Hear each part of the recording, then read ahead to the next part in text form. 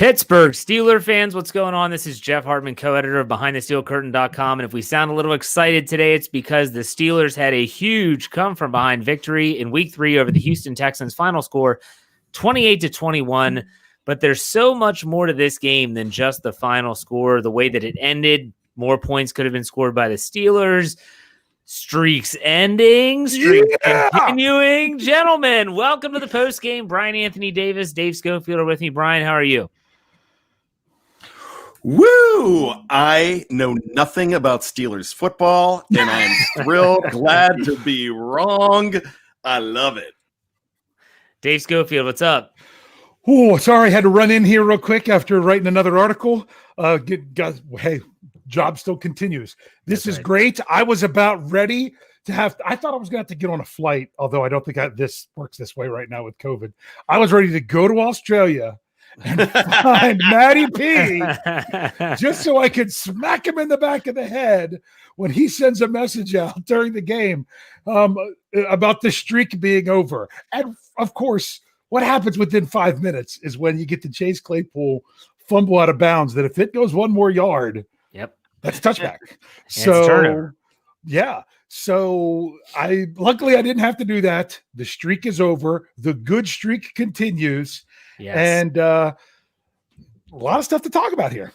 There is a lot to digest in this game. Indeed, Sean Manahan puts $1 in the tip jar. We appreciate that, Sean, for the support and everyone that gives us any type of donation. We always thank you very much.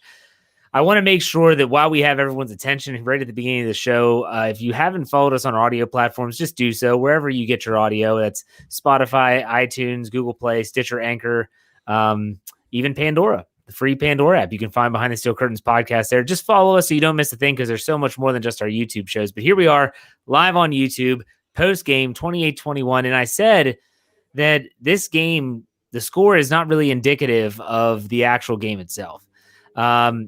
A couple notes just to throw that out there. You know, a lot of people said leading up to this game, there's no way the Steelers are going to be able to get to Deshaun Watson like they did to Jeff Driscoll for 7 sacks in week 2. 5 sacks later, and it's a different story. I think it was 5 sacks, 12 quarterback hits. I'll double check on those stats in a second when we hit the box score. But ultimately, they got to Deshaun Watson when it mattered most. And how about this? They surrendered 21 points in the first half. You heard correctly, 0 points in the second half. What a turnaround. I labeled this in my game recap as the tale of two halves because it truly was, especially defensively. Bryan Anthony Davis, will start with you. What was the biggest change in the defense from the first half to the second half, in your opinion? You know what? I thought the secondary tightened down a whole lot more, and I was thrilled with that. But they never stopped flying around the ball. They never stopped flying past that Texans offensive line, and they were able to get to Deshaun Watson and finish him. Which they got to him in the first half, but they couldn't really finish him, and they put the clamps on where he wasn't comfortable anymore, and the secondary helped with that too. Good points, Dave Schofield. What do you think? Defensive turnaround in the second half was huge. Who are you giving credit to? I still don't know. I got to go back and check it out. I mean, I do think that they did a good job of getting the pressure on Watson to make him not be comfortable. Honestly, do you know what the biggest thing I attributed to? Why were the Texans still trying to run the ball? Exactly. It's exactly. I mean, what in the world were they doing? I mean, they were having their way with the pass, and they kept trying to run the ball, and I'm like, if they want to do run 2-yard loss, run no gain, 3rd and long, and then trust even though they were converting some of those 3rd and longs, if they think they're just going to do run, long conversion the whole way down the field, it's not going to work that way. So I attribute some of that to not only, well, of course, the Texans chose to do that, but the Steelers did a fantastic job stopping the run. You took the words right out of my mouth in terms of the Texans coaching staff and offensive play calling not doing their offense any favors in this game. The Steelers are not going to be an easy team to run on. It's going to make next week's matchup even more legitimate, in my opinion. We'll talk about that on Thursday and throughout the week. But, guys, I want to ask you this about your confidence level. So the Steelers score. James Conner from 12 yards out, plunges into the end zone, gives the Steelers a 26-21 lead. They go for 2, get it to Juju, 28-21. They're up a touchdown. How confident were you in the defense, even though they had stymied the Texans the entire second half? I kept on thinking about the 50 seconds it took for them to score at the end of the first half, and I'm thinking, oh my gosh, this is setting up for disaster, because what did Dave just say? They kept on trying to run the ball. When you're down 28-21 with not much time on the clock, you're going to be throwing it to get back in. The defense stood tall. But Bryan, what was your confidence level in the Steelers defense in that situation?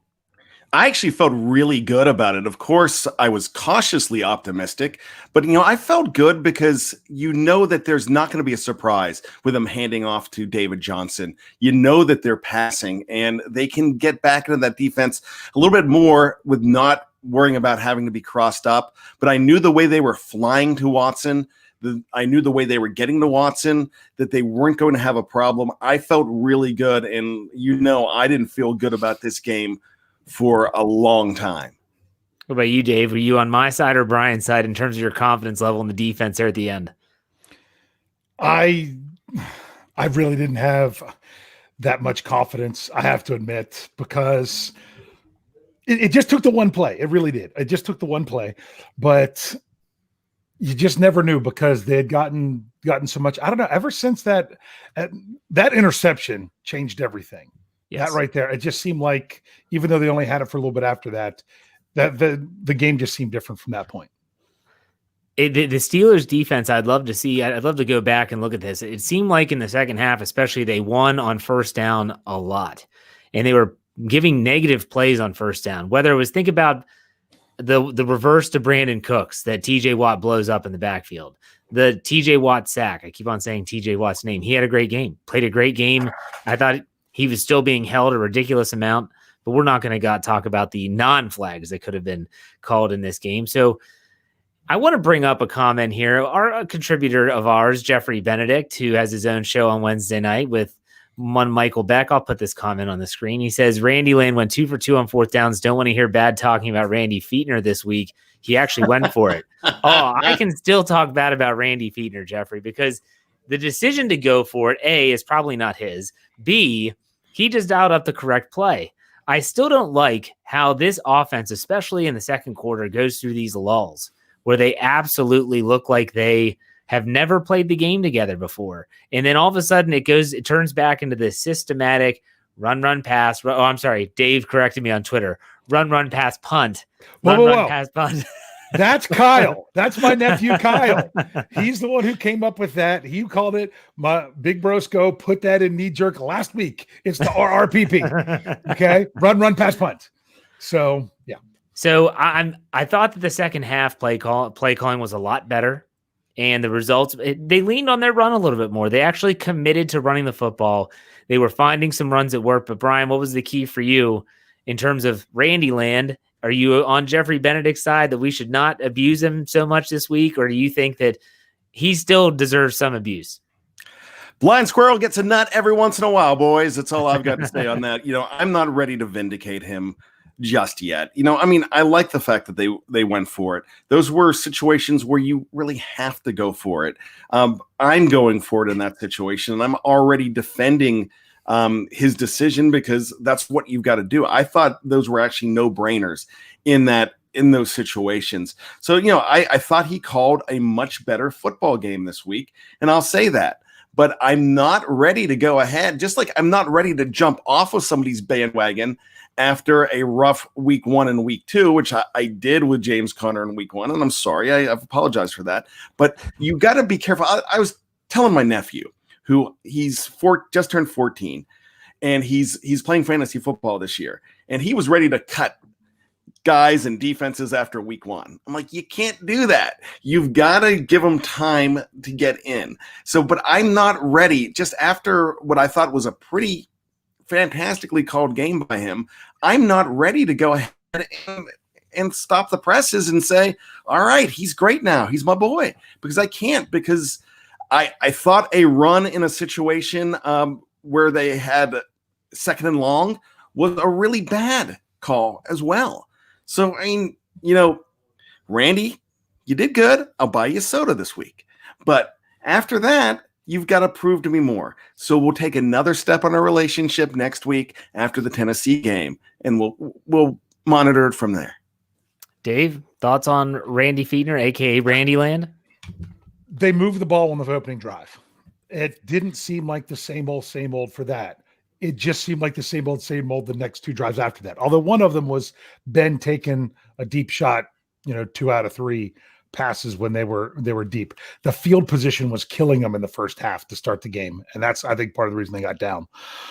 I didn't think it was that bad. Like I say, I don't know how much he actually calls it play to play other than just having, the game plan set out and Ben's making, when did they do best? When they were running the hurry up, and who's calling the plays for the most part in the hurry up? Yeah, Ben Roethlisberger.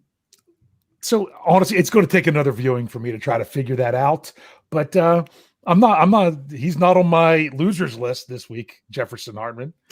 No, I would. No, I didn't put him on my losers list for the upcoming article. Yeah. But we'll talk about it. Let's dive into some grades. Let's look at the box score and let's go player by player. And we'll start off with the most important player for the Steelers. In my opinion, he is the straw that stirs the Steelers drink. That's Ben Roethlisberger, number 7. Yeah, I can't stand that guy. Anyways, he's as I wear his jersey. He went 23 for 36, 237 yards, 6.6 average, 2 touchdowns, 0 interceptions. He was sacked 2 times.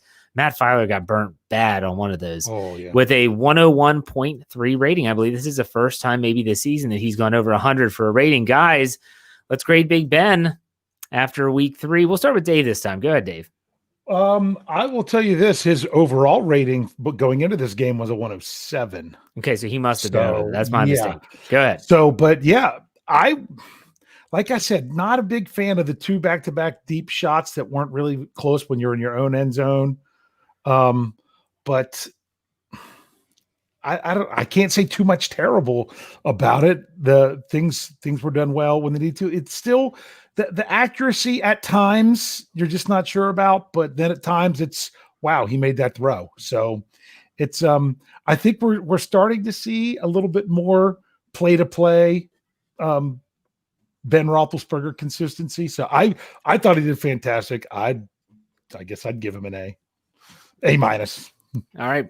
Okay. Bryan, what about you? I'm giving him a B. I thought some of his balls were behind some receivers in some spots, but I thought he had a really good game.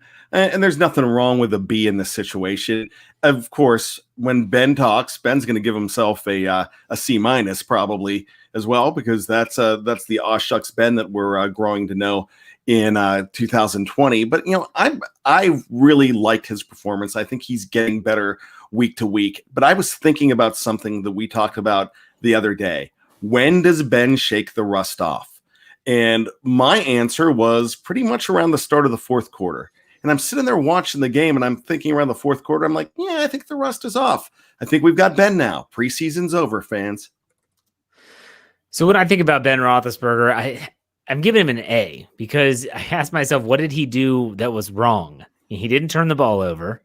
I thought he obviously played well enough to win. Threw 2 touchdowns. They didn't require him to throw for 400 yards, especially in the second half when they were running the ball effectively. I guess my question is, outside of the errant throws deep, which you could definitely tell, I would rather him overthrow on the deep balls than underthrow, obviously. But I thought he played a great football game. And then like something that Dave said a couple weeks ago, it might have been last week, where he said, if this is what we're going to be getting from Ben Roethlisberger, meaning this is the new Ben, then he's completely fine with it. And I agree 100%.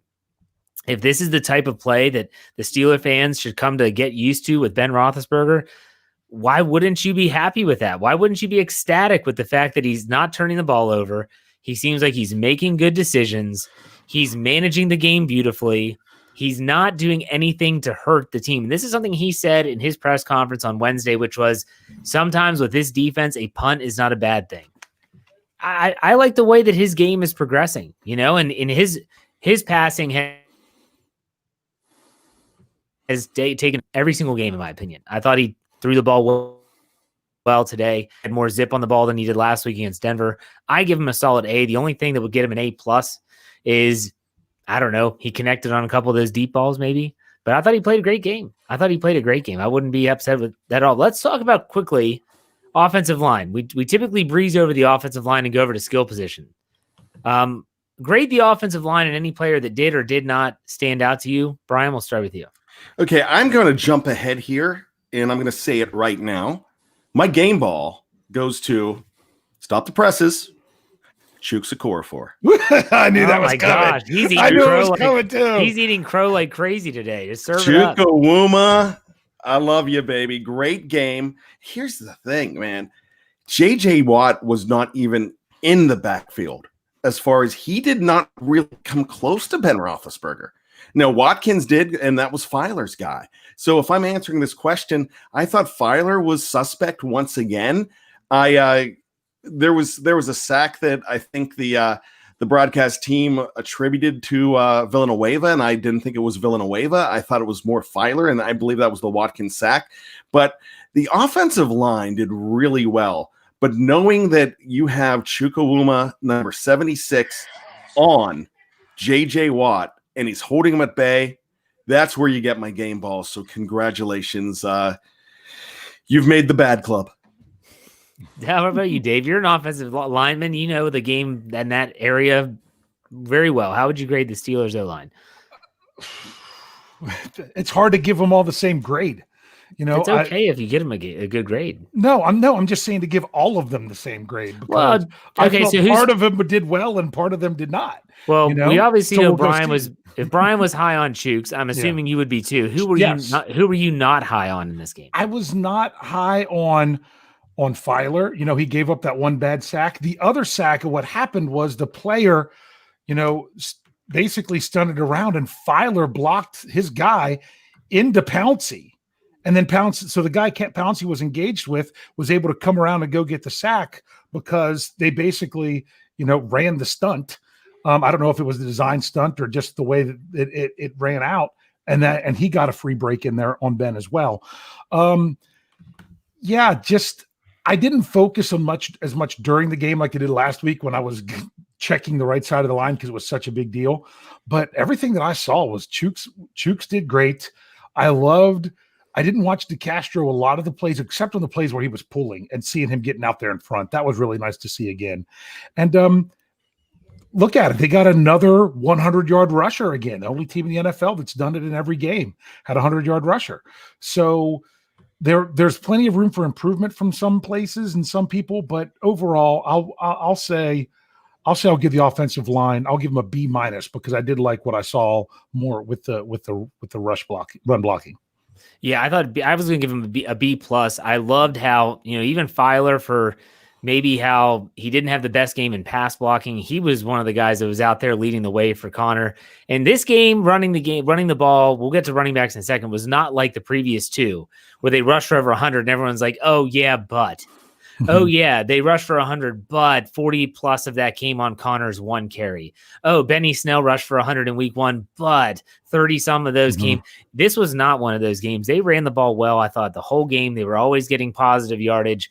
That's a credit to the offensive line. They're starting to get comfortable with some of those motions. You could see those Nat Canada motions prior to the snap, freezing that edge rusher. It's working. It's going to take some time. I say a B+ for the offensive line. The only thing that kept him off an A was the fact they gave up 2 sacks and looked a little bit questionable in some certain situations. But let's talk about this running game in maybe the running back by committee that is slowly developing. James Conner rushes 18 times for 109 yards, averaging 6.1 a clip and a touchdown with a long of 25. Good day for James Conner. Anthony McFarland, Ant Mac, he gets 6 carries for 42 yards. That's easy math for a 7-yard average, a long of 20 early in the game. Benny Snell, 7 carries, 11 yards with a stinker of 1.6, 4-yard long. Guys, I want to know your grading the running backs, but also I want to know your grading in terms of your thoughts on if this is going to turn into a running back by committee or how they're going to utilize these 3 main backs moving forward. Bryan, we'll start with you.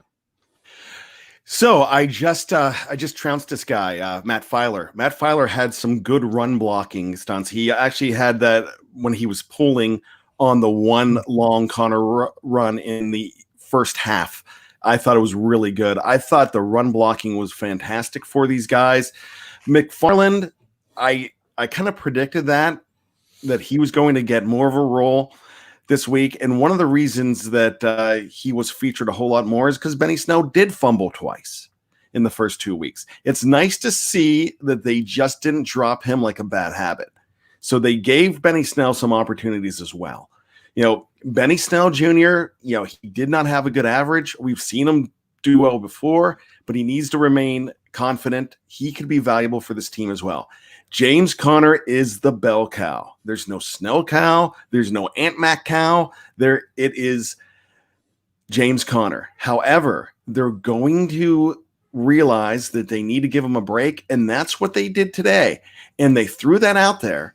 They saw that this change of pace with Anthony McFarland and the change of pace with Benny Snell Jr. could benefit and make James Conner stronger towards the end of the game, and that's what they did. So I think this is going to get closer.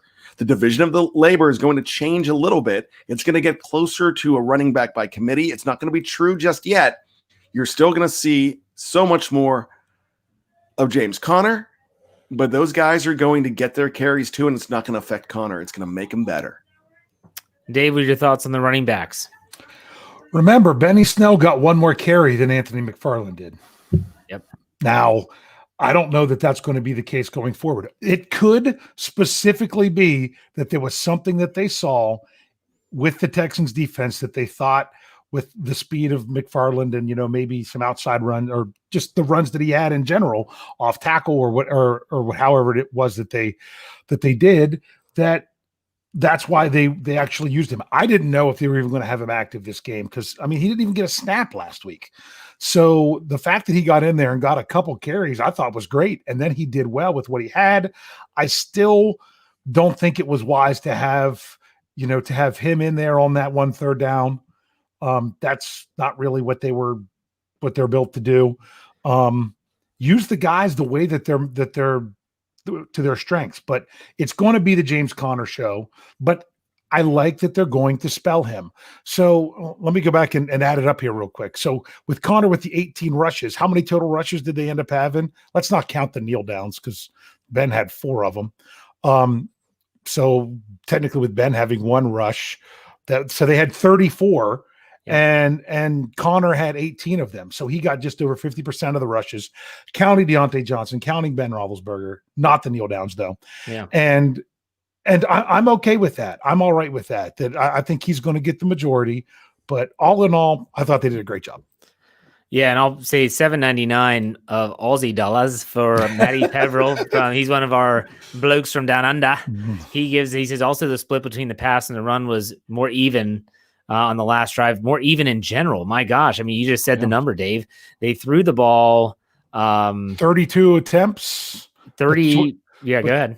No, sorry. It was 36 attempts, right? Yes. 36 attempts to 32. And he dropped back and think about it. He dropped back to pass and ran for 1, and then he got sacked twice. So technically they'll call that 30. They'll call it 38 pass plays. Is what it's pretty darn balanced, though. That's pretty darn balanced. I like that. I'll take that. I like that a lot. And so for me, I look at this running back by committee and say, you want to talk about confidence booster? 4th quarter game on the line, who was the running back that was getting the carries? They put Benny Snell in there. Yeah. If Mike Tomlin does not have confidence in you, he is not putting you in that position, period, at all. He is a coach. He'll tell you this a million times. He coaches on confidence. And if he doesn't trust you to make the plays, he's not putting you in there. So I guarantee you, if he were being honest, he would say he put Benny Snell in there because he knew the importance of the situation. He knew how it would impact his confidence moving forward. He can't have him carrying the football thinking he's going to fumble. And so I give the running backs, I'll give them a solid B+. I thought that Jalen Samuels, I just don't know what they're doing with him, to be honest with you. If Anthony McFarland can bring you a little bit of a spark, then why even have Jalen Samuels unless he's a special teams? I've never seen him that much on special teams, so I don't really see him in that situation. But Anthony McFarland provides a spark. I don't think Jalen Samuels ever is a spark, So it'll be interesting to see how they play that out. To say something quick about that, yeah, go. You put Anthony McFarland out, you throw him the ball and he drops it. That's not something you're going to see from Jalen Samuels as much. No, but you're also not going to see Jalen Samuels with a glimmer of daylight break free for a 20-yard run. That's true. When you bring in Jalen Samuels is when you bring in a running back, making them think it's going to be that you might run and you're going to put him out wide. Well, let me ask you this, Dave. You're the numbers guy. Do you think they're going to dress 4 running backs for the rest of the season?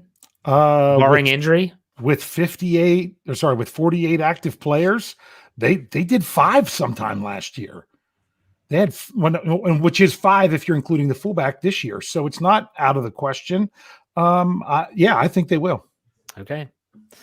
All right, let's continue with the offense as we move down to the receiving core.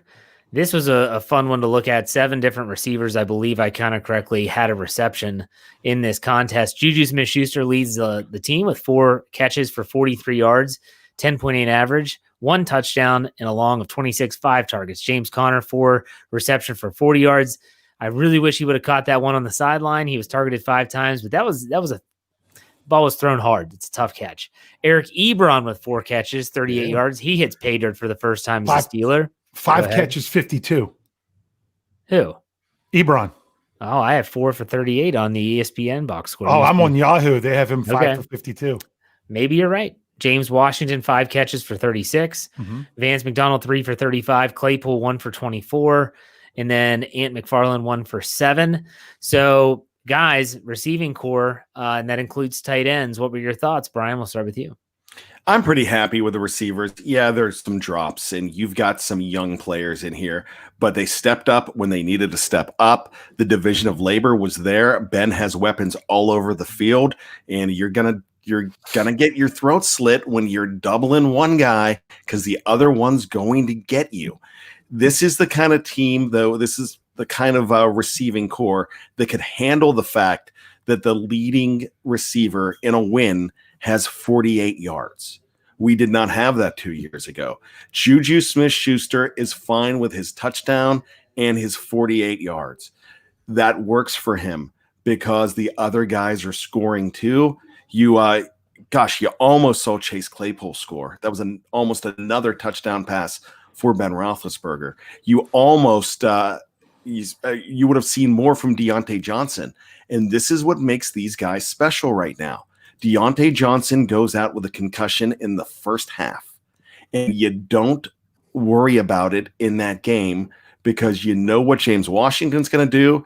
You know what Ebron and Vance McDonald are going to do for you. McDonald was still a very big part of this offense too. So you know that James Conner is going to catch the balls backfield, and you trust in the rookie and you trust in the veteran. And it's really weird to call him the veteran, but you trust in Juju. So Ben Roethlisberger is going to find these guys. This is becoming the strength of your team, but they're also helping out the running game as well. It's becoming a balanced offense. As we get down the road a few more weeks, that offense is going to actually get a whole lot stronger as well. Yeah. Dave, thoughts on the receiving core? Yeah, like Brian said, I kind of like the whole notion that, you're not having a 100-yard receiver, big whoop, because you're having so many receivers contribute. And like you said, no catches for Deontay Johnson because he got injured so early, and he got injured on the only other play that he got credit for, which was that end around, which, what do you think of Ben Roethlisberger's block on that one?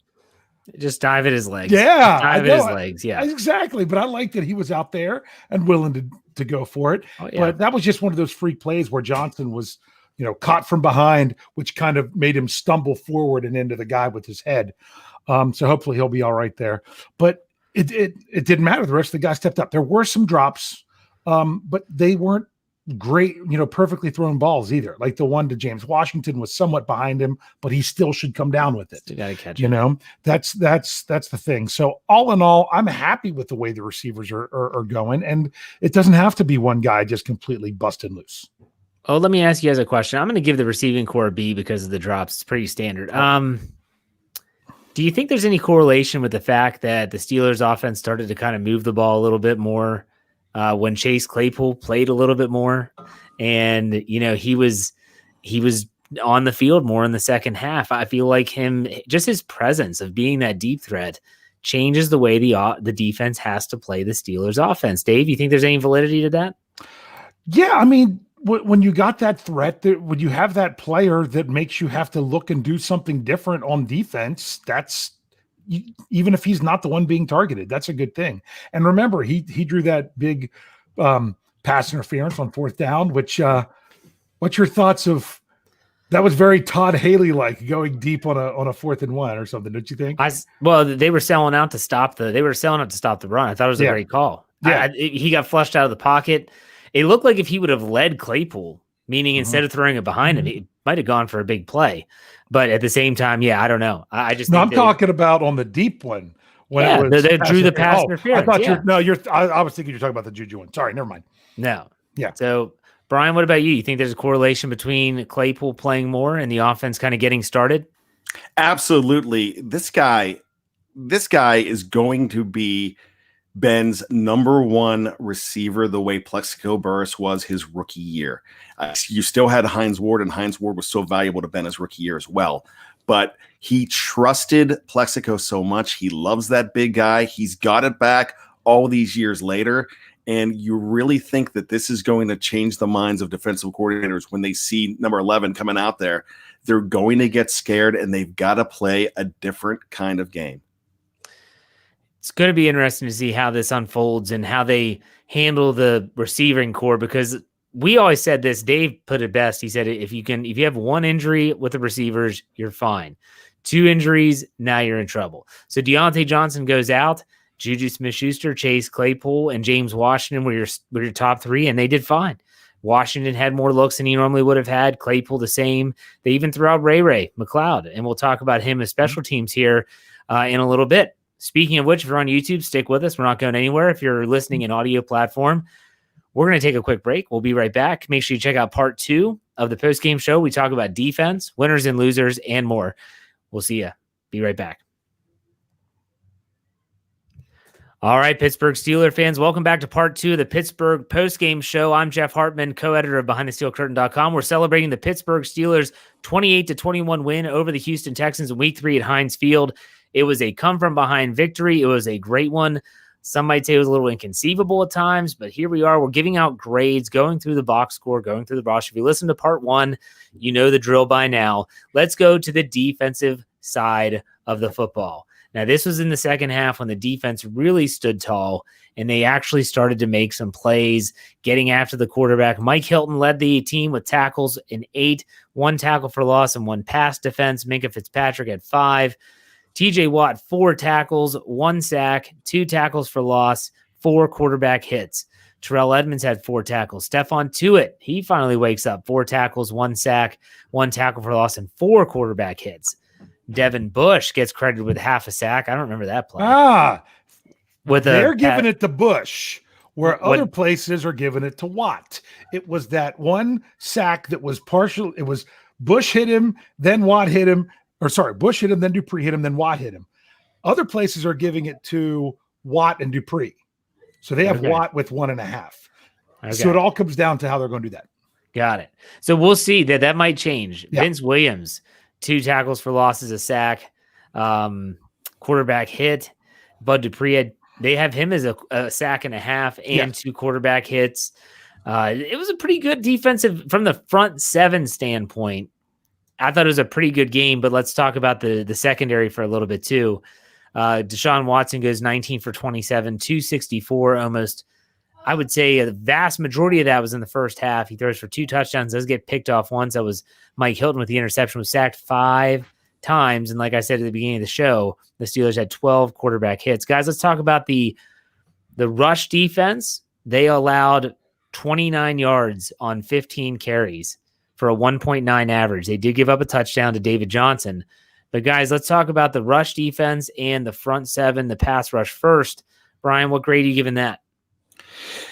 Valedictorian, magna cum laude, magnum PI, the greatest of all time at this point. No, I mean, that's going a little too far.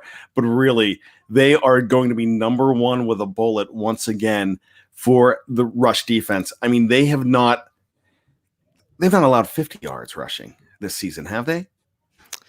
Cumulatively, they have, of course, but in a game. Yeah, I thought they did they give up 60 to Denver or not? Oh, I'm pretty sure Melvin Gordon had over 70 rushing. Yeah, I thought they gave up more than that to Denver. Yeah. Well, they still are going to be the number 1 with a bullet, the number 1 rushing defense, and they're just absolutely fantastic. And look at the guys that they've played. Saquon Barkley, Melvin Gordon, David Johnson, all either all pros or pro bowlers. 3 good running backs that they've shut down.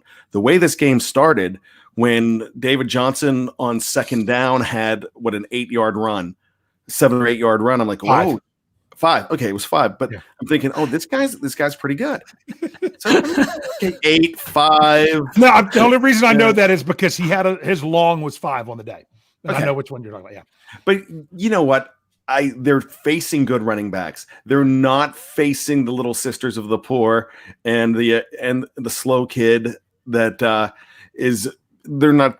It's not a third stringer coming in there. They're facing superstars and they're knocking them around and they can't run on them. When Dave put in our Slack channel, by the way, we have the Slack channel that we talk during games. I probably talk the least on it, but we go back and forth in the middle of games, and it's fantastic. All of BTSC, as far as the contributors are doing this, and it's a lot of fun. And when Dave put this on there, that why are they even running? Why are they even trying to run? That was beyond my comprehension as well. But the reason that they did that, they were still trying to run a little bit, because they underestimated what they can do against that team, and they knew that the secondary was starting to clamp down. But you saw me earlier when you said his name, and I did this. Vinny Vidi Vici. I'm putting up finger V's if you're listening at home. Against the run and even pass rushing, he is having a fantastic start of the season as well. That is a guy that you need to be healthy. You need Tyson Alualu to be healthy as well. You've got guys that aren't the biggest names that are contributing on that front 7, and it is a beautiful front 7. Celebrate these guys. What about you, Dave? Front 7, run defense. What'd you think? Oh, the run defense was fantastic. I mean, it really was. When Deshaun Watson took off one time, got 5 yards. Okay. Didn't otherwise. Now, I'm going to bring this up. I would not be shocked if the Steelers' sack numbers drop from 5 to 4 after they redo everything, because the one sack that Bud Dupree got was borderline whether or not Watson. It looked like he got back at least to the line of scrimmage, maybe a yard downfield. They called it 2nd and 10, so it went down as a sack. That could change to a 1-yard rush, which would once again actually help their rushing totals, but it would make them lose a sack. Either way, it was a great play. So I love what they're doing. When you take that aspect away from another team and make them only able to do one thing, the problem is you need to be able to take advantage of the other thing. Yeah. Well, as Nick Hancock puts it, and he puts $2 in the tip jar, he said that the Texans' rushing offense was butt. So, yes, they were not good. But you have to ask yourself, is for those listening in audio, that's exactly what he said. That's not me interpreting what he said. You have to ask yourself, was it the Texans' offense that was butt, or was it the defense that caused their offense to be butt? Like, these are the tough questions that have to be answered. And I think it was a mixture of both. I don't think that the Texans' offensive front is overpowering, dominant, or anything like that. But the Steelers' their rush defense is really good. Okay, like, there's not many teams that are going to even sniff 100 yards total on the Steelers this year. There are some. One of them resides in the division, or actually maybe 2 in the division, to be honest with you, Cleveland and Baltimore. But at the same time, the Steelers' defense caused them to look like butt, in my opinion. Brian, you want to say something? He talked about butts. I'm sure you want to chime in. Yeah, one, because earlier they're playing fantastic rushers, and David Johnson's having a very good year. He looked good on that touchdown as well, too. Let me say this, though. We give out game balls. We're giving out grades. If I'm giving a game ball so far to the live chat, I'm giving one to Nick so far for just saying butt. in a super chat, not just saying butt. He did it. He paid for butt. Yeah. So see if you can talk. You got a top Nick now, live chat. He made the comment, and I saw it, and someone was in mid-sentence. I was going to throw it up on the screen, but I knew it would definitely make someone discombobulated. And then he threw it in the live chat, and the super chat. I'm like, I got to put it up on the screen now. Just like Ron Reed puts $3 in the tip jar and says, the streak is over, gentlemen. Yes, indeed, it is. The streak is over. We're going to talk about that here shortly, but let's get through this defense and talk about the secondary. If there was, Can I say Dave? One other thing about the run? Yeah. That touchdown run, That was pretty much on Alex Highsmith, wasn't it? Why that looked so easy. He had come into the game for Dupree, and he didn't set the edge at all. He got completely crushed down inside. I felt like it looked like it was almost willingness to go inside. Like he was trying to go inside as if he thought he had help on the outside. Really weird. Definitely, I'll chalk that up to but you're right. Yeah, I think that was on Highsmith. So let's talk about the pass defense or the secondary, which continues to be, if there's going to be a weakness on the defense, it's there. You think about last year, everyone said the secondary is awesome. It's the rush defense. They couldn't stop the run at times. Now it seems to be completely flip-flopped. Steven Nelson has technically given up 3 touchdowns in 3 games. I don't think he gave up 3 all of last season. I read off Watson's numbers, but I'll read them again. 19 of 27, 264, 9.8 average, 2 touchdowns, 1 pick. And a lot of that was in the first half. I mean, I think he threw for over 200 yards in the first half. He did. And so what are you guys' thought on the secondary? Because, there's no defense is going to be perfect. And maybe this is just the Achilles heel of the Steelers, but is this going to come back and bite them, Bryan? I keep on saying no, that they're going to get it together. And they're definitely, right now, they're the Achilles. But we saw what they did last year. We saw how they came together. And I'm thinking that as this game wore on, I had a little more confidence in them in this game because, one, there was a coverage sack. There were chances. There were times when Deshaun Watson did not have a place to go. So we can go ahead. This is what we do as fans. We point fingers, and we're definitely going to point fingers at the defensive backs. I'm not pointing a finger at Terrell Edmonds. My buddy who was sitting next to me right away goes, and he looks, then he stopped and goes, okay, that wasn't his fault there. So, it really wasn't. We're quick to say, he's the guy. But you know what? I think they got better as that game went on. I think it's not going to be as bad. I'm not worried about Nelson. I know he's given up 3. But this team is still, these guys are still who they were last year. And the one guy that I want to bring up, that we throw him in that mix because he's a part of that secondary, but Mike Hilton has been good this year. And he had that key interception this year as well. So I'm not going to completely, say it's over yet, because it's not. Hilton did get burned for a touchdown. Yes, he did. He looked real bad on that first touchdown. Yeah. And who was it in the thing that's in the Slack chat that said, who's going to find a way to blame Edmonds on that one? Was that? I think it's Shannon. It was Shannon. Yeah. I thought that was pretty funny. But go ahead, Dave. Yeah, the secondary, you just got to look at the second half. I mean, they had less than 60 yards passing in the second half. But I'm not sure how many pass attempts they had in the second half. I'd have to go down and break it down half by half and look at those numbers individually.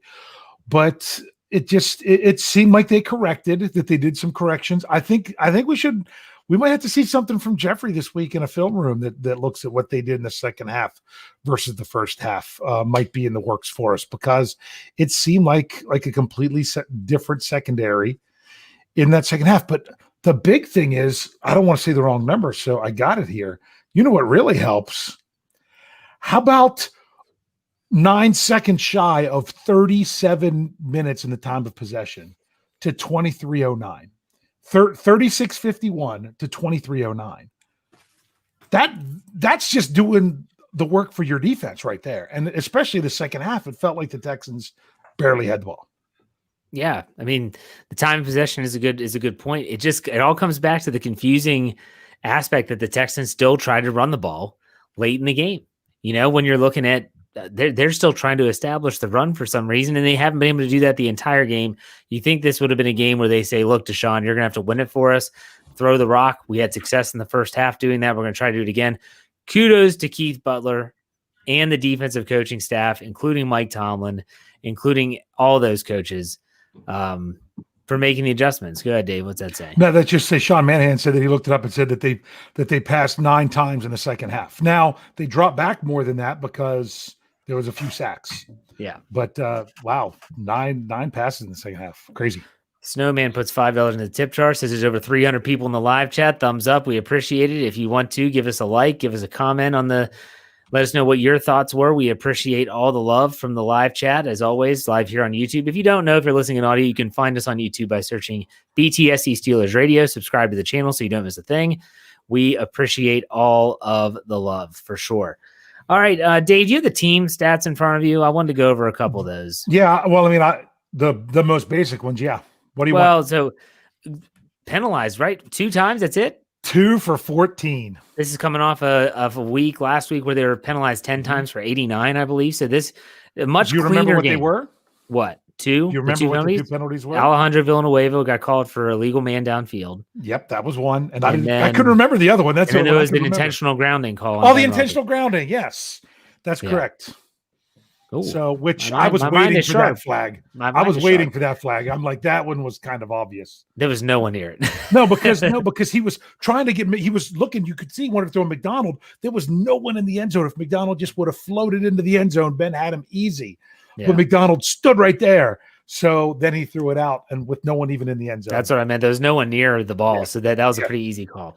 Also, what about the Redzone numbers? Do you have those? I do not have the right here. Let me bring this up. Hold on. Because that's not on the one that I have right now. You normally have this stuff. It's okay. It's all right. I got it here. Red zone. The Steelers finished 2 for 5. Well, that's a stinker. Well, once again, just like last week, you finished the game in the red zone. They kneeled down at the technical count. You're right. They still counts as it. But guys, let's celebrate. Can we just nice round of applause?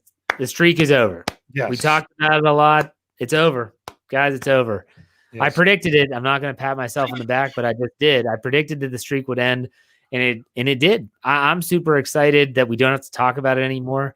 Maybe they could start a new streak of not turning the ball over, but they also come away winning the turnover takeaway ratio, obviously, or the difference by their 1 interception. Bryan, you didn't see the streak ending. What do you think was the biggest contributor? And don't just say, well, they didn't turn it over. You know what? I actually thought that they were going to end the streak, but I just stopped talking about it because for the last probably 7 or 8 games, I kept on saying the streak's ending this week. So I stopped, and then they ended the streak. So that's really what I can say. But I just feel like there was a lot more discipline holding onto the ball.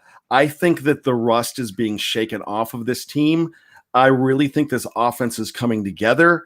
So that's really what I'm looking at. No, they tried to extend the staple tried, and where Jeff hates that role, and I agree with him. I call it the Xavier Grimble role, where that ruined the Denver game last year. I hate when you're going down there, and if you fumble outside of the end zone, you turn it over. I absolutely think that's one of the worst rules ever. But I just thought there was a whole lot more discipline. I think this is a 3-0 team that did not look good going 3-0. And they're starting to, like I said, they're starting to gel. And that makes them dangerous. And that makes them better with holding onto the ball as well. So I really think that I've said it all along, this is a special team. I think the preseason is over now. Going into week 4. It's over, boys. Looking at the other stats here, the Steelers also went 8 for 18 on third down. Mm-hmm. That's not the best. Obviously, it's less than 500. But they went 2 for 2 on fourth down. So when they did gamble, they actually were rewarded with a first down there and some really good creative plays, I thought, on fourth down. To a lot of them were by the pass. But my gosh, guys, I mean, the Watt Bowl's over with. Let's talk about this for a second. And I know that TJ Watt was interviewed after the game and said he's glad it's over. He doesn't like the media. He doesn't like the publicity. He probably understands his stardom in the NFL, but at the same time, he's like, he was mic'd up for this game, I guess. He goes, I hated it. You're going to find out I'm not fun to mic up because I don't talk. He just goes about his business. But guys, JJ Watt, like, where was JJ Watt? Like, he didn't even make an impact. He made 1 tackle on Connor that if he didn't make the tackle on third down, Connor's probably still running. Other than that, did he make any impact on this game, Dave? Yeah, it's just that one play where Connor was able to shake free. That was on a short yardage play, right? Yeah. Yeah. And he was still able to go forward. No, he didn't. I don't know if they were. I'd have to go back and specifically watch him to see if they were putting two guys on him or whatnot. They didn't give Chooks a lot of help from what I remember. I mean, all I know was that I wasn't really watching Chooks and DeCastro like I was the right side last week, because I felt like they were getting the job done. So that's kudos to them. Jeff, I've got an interesting number for you. Sure. How about 8? Steelers had 8 points off of turnovers today. Yep. They have scored points off of every turnover this year. They're up to 27 points on 5 turnovers, because they missed it's funny that they're now back up to 27. It was 19 going into the game because they had missed the extra point in week 1 was off of a turnover, but they got a 2-point conversion back now. So there they go. So 3 touchdowns and 2 field goals off of the turnovers they got this year. That's a good stat. I like that. That'll be in the analyzing the numbers. There you go. Make sure you check that out tomorrow morning on BehindTheSteelCurtain.com. Let's do some game balls here, guys. Let's do some game balls. You're the coach. You got 2 game balls in your hands. You got one for the offense, one for the defense. You got to give one to one player on each side. Bryan, we're going to go just offense first. Who are you giving it to the offense? Go ahead. Your game ball goes to. On offense, one of the guys I was going to give it to, I'm going to let you guys do it. I've already said that I'm going to give it to Chooks. Chooks gets my game ball. Fantastic. You know, I've said it all along about Chooks Okorafor. This guy's a winner. And I've said it that this guy is my pick. And you guys doubted it. But 76. And you realize 1983. In 1983, a young Bryan Anthony Davis, when he first played football, wore number 76. And I think he got the magic from Bad. So Bad Magic, Chooks, I'm with you. Always been, baby. That was my high school number. So I've always been big on that. All right. So he gives it to Chukwuma Okorafor, or Chukwuma, however you say it. Dave, who's your offensive game ball going to? Oh, I'm glad he picked one of the 2 I was looking for. So I will take the other one. I'm going Eric Ebron. I thought that he did a nice job there. You know, stepped up, 5 receptions, got his first touchdown. That was a nice one. I still think a flag should have been thrown on that play, but he caught it, so it didn't matter. So great job with Ebron, starting to see him come into his own a little bit. And honestly, it was nice to see to see Vanimal get in there a little bit too. That's right. Tight ends in general, but I'm going specifically Ebron. I'm going to give mine to James Conner. I mean, I'm sorry, but this guy. Everyone loves him. They always say the same thing. I love James Conner, but you know, and I love James Conner, but boy, he's injured. He's hurt all the time.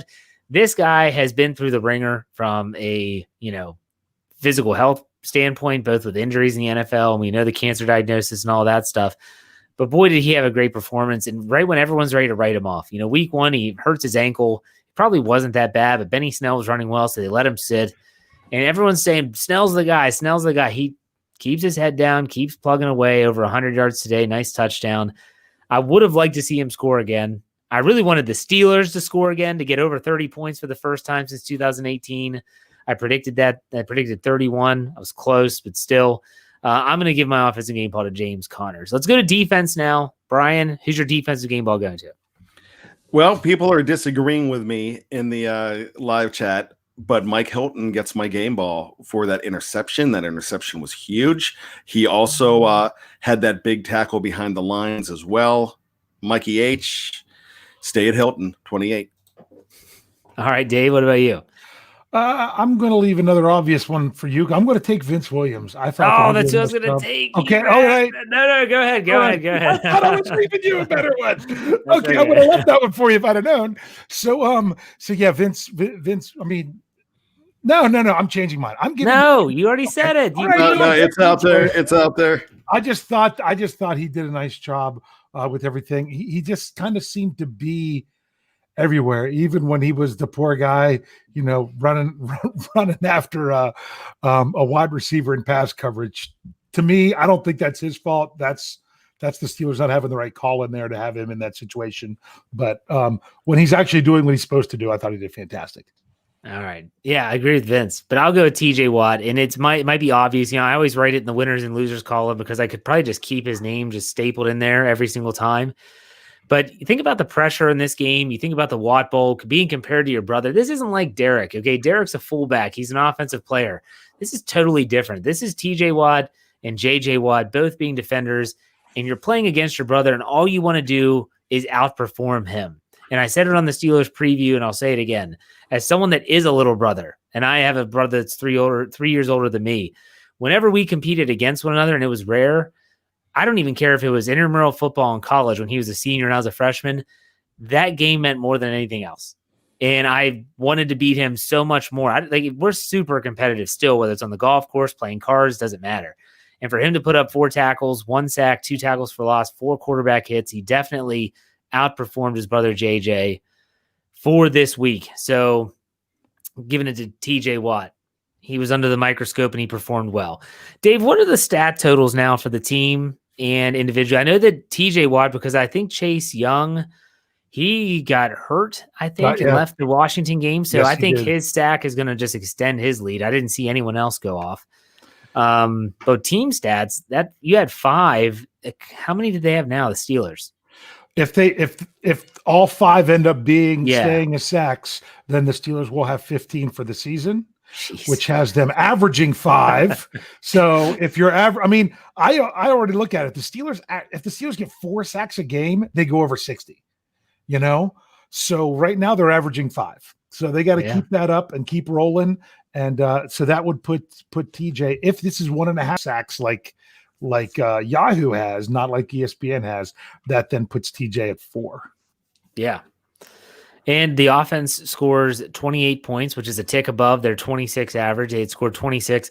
I've said it before. You think about the points that were left on the board, the offense can still do better. This offense, when I looked at the numbers leading up into this game, they were kind of middle of the road, but they're still averaging almost 30 points a game throughout 2 weeks. 26 is not 30. I get that. And we're talking averages, but it's still a very small sample size. They moved that up to a little bit higher than 26 now. With 28 points. But my goodness, Bryan, there's not much to complain about. Am I right? No, there's not much to complain about. And I want to go ahead and elaborate on what you're saying. They knelt on the ball with 2 minutes left in the game because they were able to. That's 7 points right there. So that could have been 35 today. They knelt on the ball last week when they were really close. They could have taken it in last week. James Conner could have had another score last week. So James 2 touchdowns that never happened because they didn't happen, but they very well could have in the waiting moments of those games. So when you're kneeling instead of scoring, that's fine. No one's going to count them in the stats, but in your head, you know that they basically went 30 2 weeks in a row. Well, let's finish the show this way. Heading into week 4, Tennessee Titans on the road. Guys, where's one area of this team that you feel like really needs to not just step up, but they really need to see this area improve? It could be a player even. You can be as specific or as broad as you want in this final segment. Dave, we'll start with you. What do you want to see improve for the Steelers moving forward? I want to see that pass defense improve, just because it's taking years off my life every time, because it seems like 3rd and 12, it doesn't matter. They could normally you think of, hey, you got them 3rd and long. They really can't do much against you. Not right now. That's just not how I feel. I know things were much better in the second half in Houston's limited possessions that they had in the second half, but still, I'd really like to be able to breathe easier about that. Bryan, what about you? What's one area you want to see improve? I would agree with the secondary, but let's get Ben a little more crisp. I love what Ben's doing. Let's get him just a little more crisp. Be specific here. I get very defensive about Ben Roethlisberger. You're criticizing a guy that's he's thrown 7 touchdowns and only 1 pick this year? What else do you want? I'm not criticizing him. I'm saying I just want to see him be even more Ben. But what? There's some balls that were thrown behind receivers. Okay, so you want to see more accuracy, better accuracy. I want to see the deep ball a little more on the mark.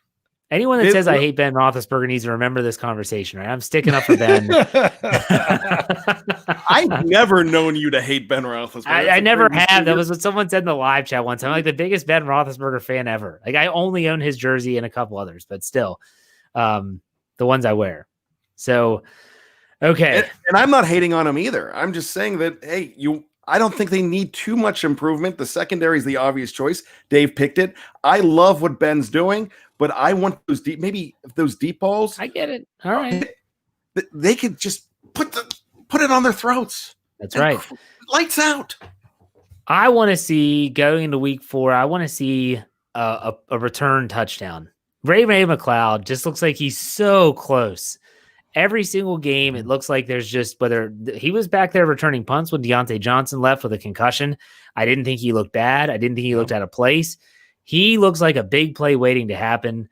I'd love to see a kickoff return for a touchdown. Could not tell you the last time the Steelers had one because with the new touchback rules, do you know, Dave? Yeah, it was against the Cleveland Browns. It was Juju Smith-Schuster. That's in right. 2018. Wow. Is that his rookie year? Wasn't it? I thought it was his rookie year. Huh? 17. Oh, 17? That was in week 17, wasn't it? Yep. Yeah. And then before that, it might have been Antonio Brown in Tennessee on the reverse. His first time touching the ball in the NFL, scores a touchdown on the kickoff return. If y'all remember that. But I don't know if there was one in between. All right, guys. Good show. So let's wrap it up. Final thoughts. Bryan, go ahead. This team is 3-0. They're going to play the Tennessee Titans, another 3-0 team. That is a 5-star matchup, not because the Titans are in it, but because we're in it. James Ferrier, I attributed that to you. This is going to be a great game. Go Steelers. I love what this team is doing. It's a special year, boys. Dave Schofield, final thoughts. Final thoughts, man. Did you guys even check into the Titans game this week? I saw the very end after the Steelers 55-yard field goal that they that hit the win. So they're 3-0, but they're a little bit shaky 3-0. It'll be this is going to tell a lot between the two teams. Are both of them contenders or both of them pretenders, or are you going to get an unbalanced game where one is one and one isn't? So, enjoy the win, love the win, correct along the way. On to Tennessee. We all said that this first quarter was one that the Steelers had to take care of. They had to take advantage of the early portions of the season, and they have done just that. Regardless of what happens in week 4, the Steelers winning their first 3 games is absolutely huge. The schedule only gets more difficult as it goes. The Steelers have taken care of business. They've done everything that fans have wanted from them starting a season for seemingly ever. They came out of the gate strong. This is a good Steelers team that's only going to get better. So, ladies and gentlemen, get your popcorn ready because we still have a lot of season left and we're not going anywhere. So let me remind you that BehindTheSteelCurtain.com should be your one-stop shop for all things Pittsburgh Steelers. That's film room breakdowns, commentary, breaking news. We have it all, as well as our audio platform and our YouTube platform. YouTube, go to YouTube, search BTSC Steelers Radio, anywhere where you get your podcast, Spotify, iTunes, Google Play, Anchor, Stitcher, Pandora, you name it, search Steelers. You'll find us. Search Behind the Steel Curtain. You'll definitely find us. We thank you for listening. Thank you. Steelers are 3-0. Celebrate. Here we go. We'll see you next week after the Titans game for another Steelers postgame show.